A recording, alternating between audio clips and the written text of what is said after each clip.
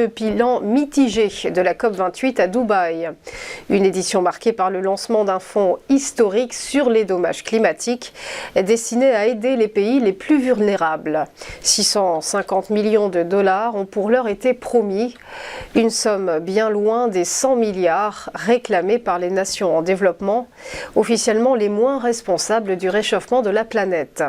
Autre annonce, l'engagement d'une vingtaine de pays à tripler leur capacité nucléaire d'ici 2050, parmi lesquels les États-Unis, la France et le Japon. Par ailleurs, au moins 116 pays ont appelé à tripler les énergies renouvelables d'ici 2030.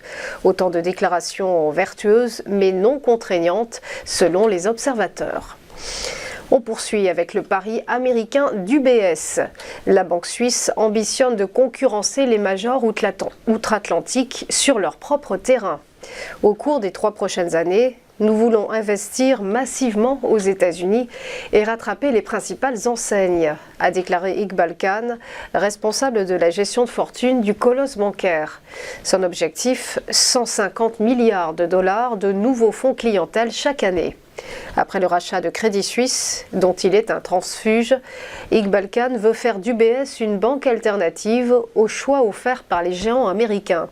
Il est par ailleurs l'un des prétendants à la succession du PDG Sergio Ernotti, en charge de la fusion des 2 banques helvétiques.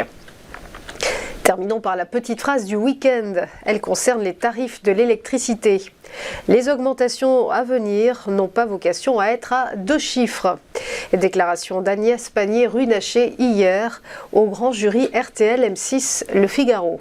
La ministre de la Transition énergétique était interrogée sur l'ampleur des futures hausses. Elle a assuré qu'il n'y aurait pas d'envolée des prix similaire à celle de 2022 et s'est félicitée de la réforme du marché européen de l'électricité ainsi que de la réorganisation du système de régulation français, faisant référence à 2 accords conclus cet automne.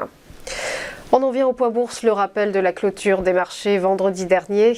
Des places boursières dans un vert éclatant, avec un CAC 40 qui poursuit sa montée, plus 0,48%, terminant à 7346 points. À Francfort, le DAX s'est renforcé de plus 1,12% à 16 397 points. Quant à l'indice britannique, le FTSE, il a bondi de plus 1,01% à 7 529 points, alors que l'IBEX de Madrid, lui, a avancé de plus 0,82% et que le MIB de Milan s'est redressé de plus 0,64%. À Wall Street, des indices en forme également. Le Dow Jones a pris 0,82%, le S&P 500 a engrangé plus 0,59% et le Nasdaq Composite s'est rehaussé de plus 0,55%.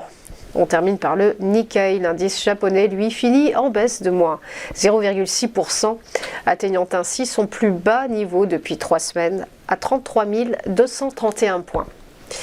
Voilà pour les infos, on va marquer une première pause et se retrouver juste après pour ChronoCac. A tout de suite.